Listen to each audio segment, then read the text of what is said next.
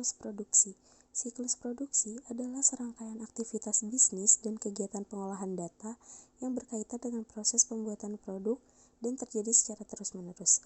Keberadaan sistem informasi akuntansi sangat penting dalam siklus produksi.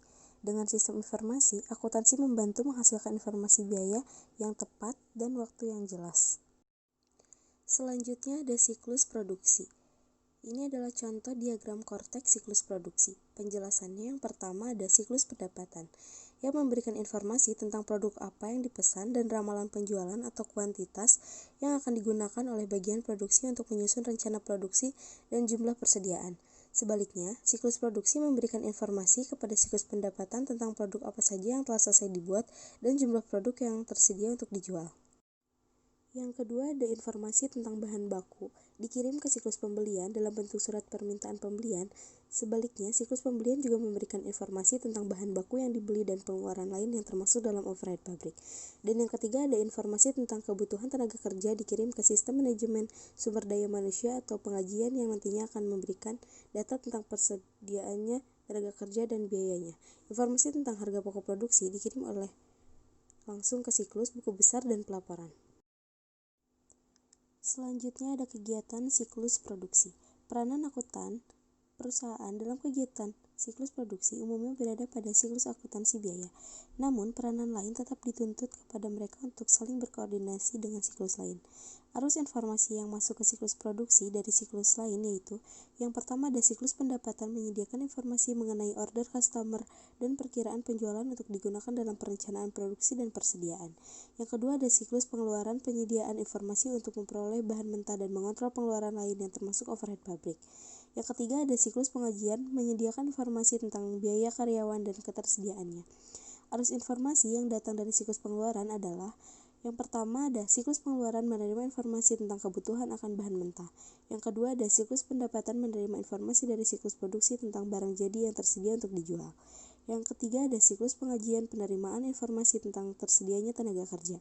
Dan yang terakhir yang keempat ada buku besar dan sistem pelaporan penerima informasi tentang harga pokok produksi. Selanjutnya ada peranan SIA dalam siklus produksi. Yang pertama ada bauran produksi, yang kedua ada penetapan harga produksi, yang ketiga ada alokasi dan perencanaan sumber daya, dan yang terakhir ada manajemen biaya. Lalu ada prosedur siklus produksi. Fungsi ketiga dari SIA adalah untuk memberikan informasi yang berguna untuk pengambilan keputusan. Dalam siklus produksi, informasi biaya adalah dibutuhkan oleh para pemakai internal dan eksternal. Kebanyakan, sistem akuntansi biaya awalnya telah didesain untuk memenuhi permintaan pelaporan keuangan. Selanjutnya ada pengendalian siklus produksi. Fungsi kedua dari SIA dirancang dengan baik adalah untuk memberikan pengendalian yang cukup untuk memastikan bahwa tujuan-tujuan tersebut terpenuhi. Di sini ada 3. Yang pertama ada semua produk dan perolehan aktiva tetap di otoritas dengan baik. Yang kedua ada persediaan barang dalam proses dan aktiva tetap dijaga keamanannya. Dan yang ketiga ada semua transaksi siklus produksi yang valid dan sah akan dicatat. Lalu ada aktivitas siklus produksi. Yang pertama ada desain produksi. Langkah pertama dalam siklus produksi adalah desain produk. Tujuan aktivitas ini adalah untuk merancang sebuah produk yang memenuhi pemerintahan dalam hal kualitas, ketahanan, dan fungsi, dan secara simultan meminimalkan biaya produksi. Yang kedua ada perencanaan dan penjadwalan. Langkah kedua dalam siklus produksi adalah perencanaan dan penjadwalan. Tujuan dari langkah ini adalah mengembangkan rencana produksi yang cukup efisien untuk memenuhi pesanan yang ada dan mengantisipasi permintaan jangka pendek tanpa menimbulkan kelebihan persediaan barang jadi. Yang ketiga ada operasi produksi. Langkah ketiga dalam siklus produksi adalah produk aktual dan produk. Cara aktivitas ini dicapai sangat berbeda di berbagai perusahaan. Perbedaan tersebut berdasarkan jenis produk yang diproduksi dan tingkat otomatisasi yang digunakan dalam proses produksi. Dan yang terakhir, yang keempat, ada akuntansi biaya. Langkah terakhir dalam siklus produksi adalah akuntansi biaya.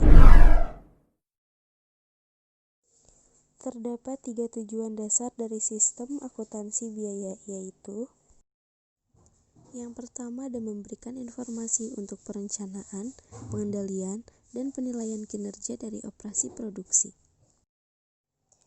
Yang kedua ada memberikan data biaya yang akurat mengenai produk untuk digunakan dalam menetapkan harga serta keputusan bauran produk. Dan yang terakhir yang ketiga ada mengumpulkan dan memproses informasi yang digunakan untuk menghitung persediaan serta nilai harga pokok penjualan yang muncul di laporan keuangan perusahaan. Kedua sistem tersebut membutuhkan akumulasi dan mengenai 4 jenis biaya. Yang pertama ada bahan baku, yang kedua ada tenaga kerja langsung, yang ketiga ada mesin dan peralatan, dan yang keempat ada overhead profit. Tujuan siklus produksi. Semua produk dan perolehan aktiva tetap diotoritas dengan baik. Persediaan barang dalam proses dan aktiva tetap dijaga keamanannya. Semua transaksi siklus produksi yang valid dan sah akan dicatat. Semua transaksi siklus produksi dicatat dengan akurat. Catatan yang akurat dipelihara dan dilindungi dari kehilangan. Dan yang terakhir, aktivitas siklus produksi dilakukan secara efisien dan efektif. Selanjutnya, ancaman dan prosedur pengendalian yang dilakukan dalam setiap aktivitas produksi. Proses atau aktivitas yang pertama ada desain produk. Ancamannya desain produk yang kurang baik, dan prosedur yang ditetapkannya perbaikan informasi tentang pengaruh desain produk atas biaya, data terinci mengenai biaya jaminan dan produk. Yang kedua ada perencanaan dan penjadwalan. Ancamannya kelebihan produk atau kekurangan produksi, investasi yang tidak optimal dalam aktiva tetap. Prosedur yang dapat diterapkannya yaitu sistem perencanaan produksi yang lebih baik, tinjau dan setuju perolehan aktiva tetap, mengendalikan anggaran. Yang ketiga ada operasi produk. Ancamannya pencurian dan perusakan persediaan dan aktiva tetap.